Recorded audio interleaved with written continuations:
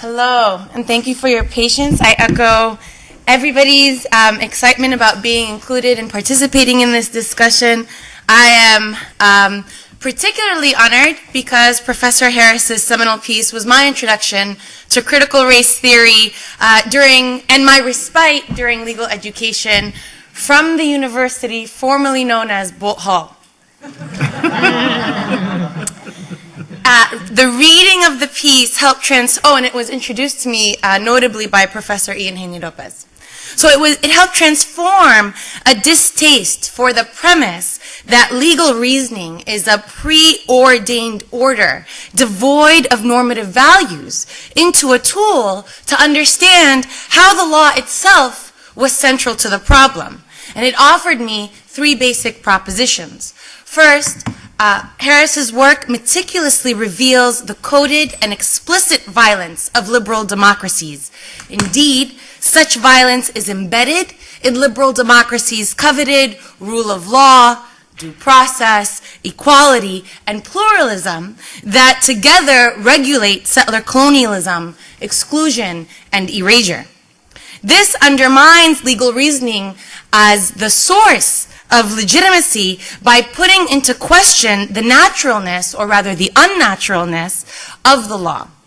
Second, by examining the property value of whiteness, Harris's work helps transform both the study and definition of race beyond colorism and its dimensions, which, as Russell pointed out, blackness is still an enduring, I think, trope that's distinct from the discussion we're having here even. And I'm not trying to separate them, but only to distinguish them because that distinction is relevant.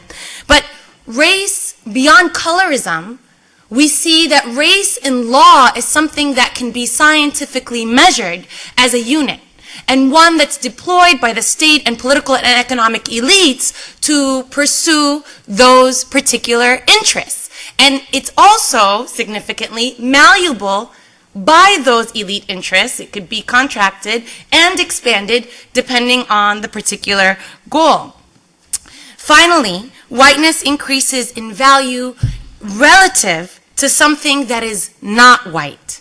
It necessitates a putative other that we can easily define, identify, and capture in legal categories.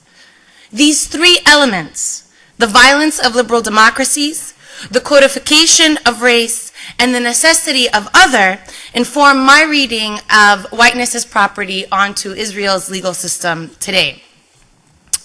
In most cases, the Palestinian-Israel conflict is framed as one between two peoples rather than as one between a settler colonial state and the stateless people it seeks to diminish, remove, and contain. In still more troubling cases, it's framed as a national security issue that situates Israel as the state front combating non-state actors. And Israel increases the cachet of this framework by drawing upon Islamophobic tropes to deliberately collapse Palestinian groups like Hamas and Islamic Jihad, which are political parties, with Al-Qaeda or Al-Qaeda, and the Islamic State or ISIS, which are indeed loose networks of non-state actors transcending borders in any political entity. The conflict has thus been framed as religious, civilizational, and primordial, when in fact it is colonial, political, and contemporary. By framing the conflict as civilizational, Israel and the United States attempt to naturalize the existence of a Jewish state and to obfuscate an ongoing legacy of settler colonialism. Hence, it may seem redundant for me to explain how Israel discriminates against non-Jews because, indeed, it is a Jewish state. That Israel discriminates against non-Jews, namely Muslim, Christian, and atheist Palestinians, and agnostic, and what have you, the fact that it discriminates against these Palestinians is a matter of fact. The only serious point of debate is to what degree it discriminates against them and how.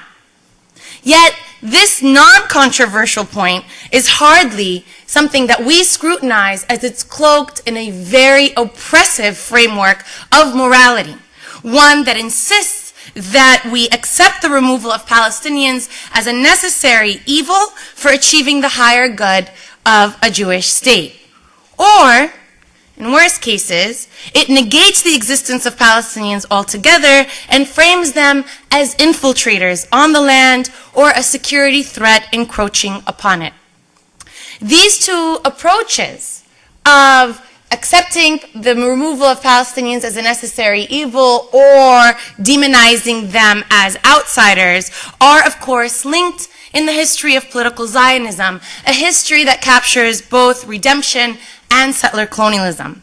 And to demonstrate the point more fully, I'll discuss the history of Zionism, the way in Europe in particular, and the way that Zionism comes to embody Europe's violent rejection of the other, and how that violence is then meted out to Palestinians as well as non-European Jewish Israelis. So it's a bit complicated, but I'm trying to make it simple. Okay. Enlightenment Europe sought to erase difference by enforcing a generic form of universal citizen. The irony is that this universal and supposedly indistinctive citizen was in fact quite particular. In their work on Derrida and Zionism, Shireen Sayyali and Max Eil explain that Jewishness was seen as deformed and oriental. They write, quote, Jewish belonging in Europe was conditional on the cleansing and reform of otherness, on the erasure of the particular. In the worst cases, this required the very annihilation of the Jew. The Jewish question emerges from this crisis and asks, how then does the Jew come to belong in Europe? And of course, there are Theodor Herzl, the Austro-Hungarian writer and journalist, who is the author of The Jewish State, which is very critical in this history, didn't only propose Zionism, but also proposed the mass baptism of Jews to Christianity. He also proposed that socialist remedies should integrate Jews into society in ways that diminish the significance of identity or sectarian identity as we'd consider it today. And he even suggested organizing duels between Jewish men and others, and this of course gets into a discussion about gender, anti-Jewishness, and Israeli militarism today, but that's neither here nor there. The point is that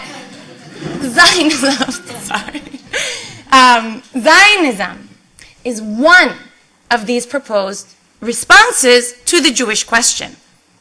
And it emerged in the late 19th century as a national revival movement that sought to establish a Jewish state away from Europe's shores to earn acceptance within it.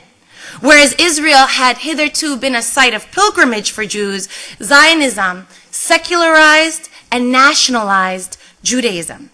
And as a derivative of Enlightenment Europe, Zionism inferiorized the Eastern Jew, the Oriental Jew, also known as the Mizrahi, specifically the Kurdish Jew, the Arab Jew from Syria to Yemen to Iraq, Morocco, and Tunisia, as well as the Turkish Jew and the Indian Jew, and aimed to civilize them by erasing their difference.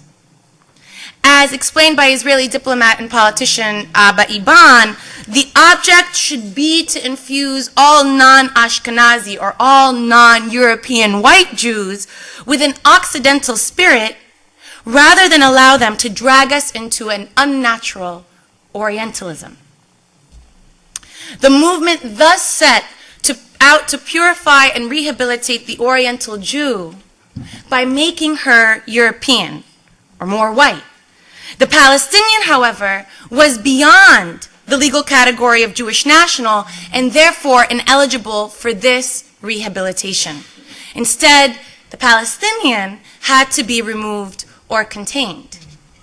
Israeli historian Ilan Pape explains that Palestinians were seen as part of nature's hardship and as such were to be conquered or removed. Nothing, neither rocks nor Palestinians, was to stand in the way of the national redemption of the land that the Zionist movement coveted.